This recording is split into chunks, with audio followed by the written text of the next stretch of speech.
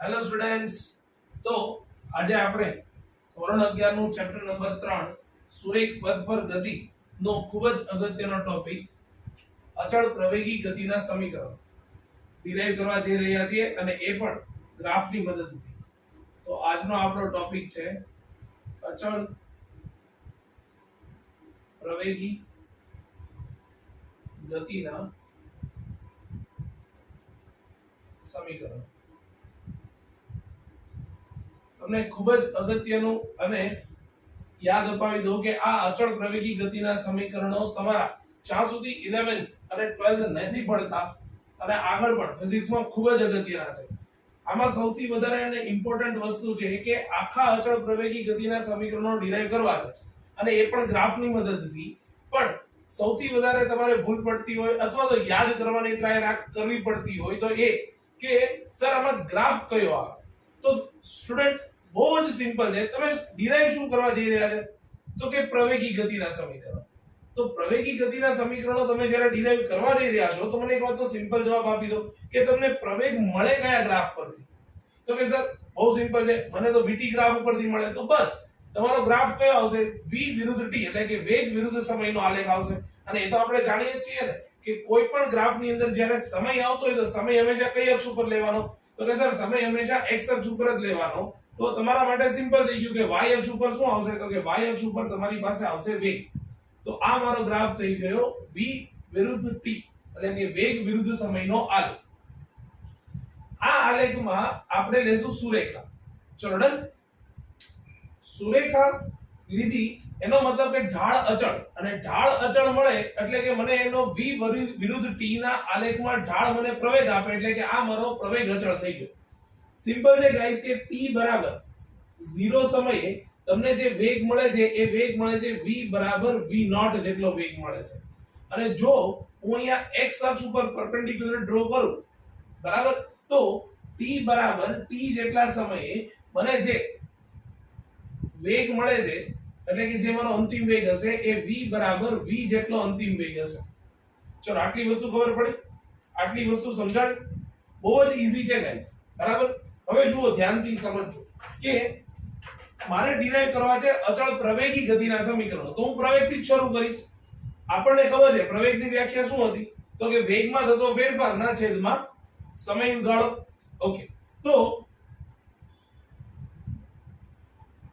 પ્રવેગ a ચલો વેગમાં થતો ફેરફાર એટલે અંતિમ વેગ માઈનસ પ્રારંભિક વેગ. અંતિમ વેગ v, પ્રારંભિક વેગ v0 ના છેદમાં અંતિમ સમયગાળો t અને પ્રારંભિક સમયગાળો હતો 0. ખૂબ જ સરળ છે સ્ટુડન્ટ્સ. આ t ને અહીંયા ગુણાકારમાં લઈ આવો, બરાબર. તો મારી પાસે ઇક્વેશન બનશે at v v0, અને માત્ર v ને સૂત્રનો કરતા બનાવો તો આ થઈ ગયું મારું v v0 at. લો, આ મને અચળ પ્રવેગી ગતિનું પ્રથમ સમીકરણ મળી ગયું. ખૂબ જ સરળ છે. ઓકે, બીજા સમીકરણ તરફ આગળ વધીએ તો એક હેશટેગ છે જે તમારે યાદ રાખવાનો છે. અને હેશટેગ કંઈક એવો છે કે આપણે આનાથી લખીએ. હેશટેગ શું છે? તો કે vt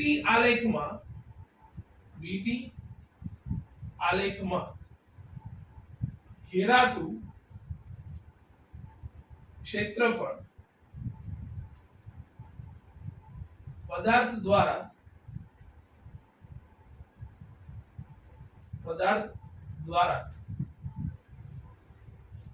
કાપેલું અંતર આપે. આ ખૂબ જ સરળ છે સ્ટુડન્ટ્સ, યાદ રાખજો. પદાર્થ દ્વારા કાપેલું અંતર આપે. તમે કહેશો કે સર કયું ઘેરાયેલું ક્ષેત્રફળ? તો લો હું તમને બતાવું. જો આ મારો ગ્રાફ છે અને અહીંયા મને એક તો આ નીચેનું ક્ષેત્રફળ ઘેરાયેલું દેખાય છે.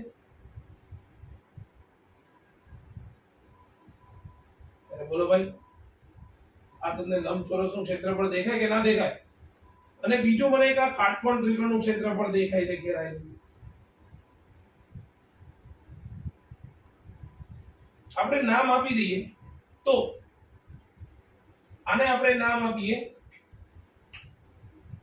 O, ખાસ રાખજો 0 નથી, આ O A બી સી અને ડી. ઓકે, આના ઉપરથી આપણે આગળ વધીએ તો ચલો, ઘેરાયેલું ક્ષેત્રફળ મને શું આપે? અંતર આપે. તો અંતરને x થી ઇન્ડિકેટ કરીએ તો x બોલો શું લખી શકાય? તો કે ત્રિકોણ a b c નું ક્ષેત્રફળ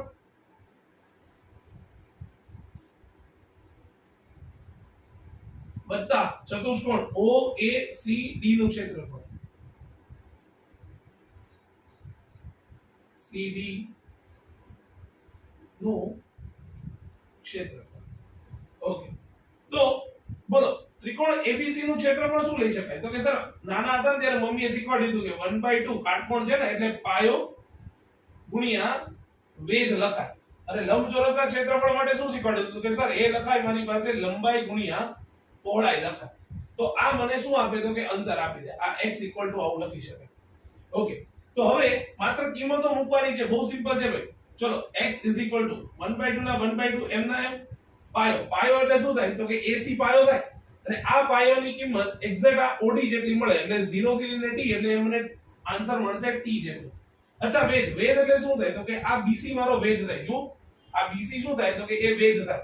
BC માટે મારે શોધવું હોય તો સિમ્પલ લોજિક વિચારો કે આખા V માંથી એટલે કે આ આખા V માંથી હું આટલા V0 જે છે એનો બાદ કરી દઉં તો બાકીના જે મળે એ મને BC જેટલા મળે. તો એની કિંમત મને મળશે V V0 જેટલી મળશે. તો વેધની જગ્યાએ મારે લખવું જોઈએ V V0. અચ્છા, લંબાઈ ગુણ્યા પહોળાઈ. અચ્છા, લંબાઈ એટલે OD, અગેન શું આવ્યો તમારો T, અને પહોળાઈ એટલે O થી લઈને A, અગેન શું આવ્યો તમારો V0. જોઈ લો. મને એક વાતનો સિમ્પલ જવાબ આપો કે તમને V V0 છે, આ V V0 ની જગ્યાએ AT દેખાય? તો કે હા સર દેખાય. તો બસ ખાલી આ કિંમત ઉપાડીને અહીંયા મૂકી દો. તો તમારી પાસે જે ઇક્વેશન આવશે એ x 1/2 into t into at અને અહીંયા આવશે t into v0. લો, ખૂબ જ સરળ. માત્ર હું પાછળની ટર્મને આગળ લખું ને આ ટર્મને પાછળ લખું છું. તો તમારું ઇક્વેશન બનશે x v0t plus 1/2 at નો સ્ક્વેર. લો, આ થઈ ગયું તમારું અચળ પ્રવેગી ગતિનું બીજું સમીકરણ. આ પહેલું સમીકરણ અને આ થઈ ગયું તમારું બીજું સમીકરણ. ત્રીજા સમીકરણમાં આગળ વધતા પહેલા મને એક વાતનો સિમ્પલ જવાબ આપો ગાઈસ કે સરેરાશ વેગ ની વ્યાખ્યા શું છે? તો કે સર અમને એવી ખબર છે કે સરેરાશ વેગ માટે હું આવું લખી શકું છું. સરેરાશ વેગ માટે સ્થાનાંતર અથવા તો કાપેલું અંતરના છેદમાં સમય લખાય. બોલો હા કે ના? અને બીજી અગત્યની વસ્તુ, સરેરાશ વેગ લેવો હોય મારે તો મારે શું કરવું જોઈએ? તો કે સર આપણી પાસે બે તો વેગ છે, t 0 સમયનો વેગ v v0 અને t t સમયનો વેગ v v જેટલો. તો અગેન સરેરાશ વેગ માટે હું શું કરીશ? તો કે બંને વેગોનો સરવાળો ભાગ્યા 2. કેમ નાના હતા ત્યારે એ જ કરતા ને, બે અંકોનો સરેરાશ લેવી હોય તો શું કરતો? બંનેના સરવાળો ભાગ્યા 2. તો અહીંયા તમે કરી દો v v0 ના છેદમાં 2. લો, સિમ્પલ છે. હવે હું શું કરીશ? તો કે હવે આ જે સરેરાશ વેગની કિંમત હતી ને, જે સૂત્ર હતું ને x/t, એને આની સાથે સરખાવી દઈશ. મતલબ આ બંને સમીકરણોને હું સિમ્પલ વે ની અંદર સરખાવવા જઈ રહ્યો છું. તો જુઓ શું લખી શકાય? તો કે x ના છેદમાં t લખાય v v0 ના છેદમાં 2. અચ્છા, x ને સૂત્રનો કરતા બનાવી તો શું આવશે? તો કે સમય અહીંયા ગુણાઈ જશે. તો કે x v v0 ના છેદમાં 2 એને ગુણ્યા અહીંયા આવી જશે સમય. સમયની કિંમત ત્યાંથી કાઢશો. તો આના માટે તમારે યાદ રાખવું પડશે કે આ સમીકરણમાં, કયા સમીકરણો? આ જે સમીકરણ છે એમાંથી સમયને સૂત્રનો કરતા બનાવો તો મને અહીંથી હું અહીંયા લખીશ, બરાબર? આમાંથી સમયને સૂત્રનો કરતા બનાવો તો આ બનશે t અહીંયા આવી જશે, પ્રવેગ છેદમાં આવી જશે v v0 ના છેદમાં a. આવું બને. આ સમયની કિંમત ઉપાડીને હું આ સમીકરણમાં અહીંયા મૂકી દઈશ. તો જુઓ તો તમારું ઇક્વેશન બનશે, હવે જે ફાઇનલ ઇક્વેશન બનશે એ ઇક્વેશન બનશે x v plus v naught by 2 અને t ની કિંમત મૂકશો અહીંથી બોલો શું આવશે v minus v naught by a અચ્છા જુઓ તો કઈ જાણીતું દેખાય a plus b a minus b નાના હતા ત્યારે ભણ્યા હતા ને a square minus b square તો same v plus v naught v minus v naught તો શું લખી શકાય તો કે આના માટે લખી શકાય x is equal to v square minus v naught square ના છેદમાં શું લખાય તો કે 2 into a લખાય સિમ્પલ આ 2a ને ગુણાકારમાં લઈ આવો તો તમારી પાસે ઇક્વેશન બનશે 2ax is equal to v square minus v naught no square law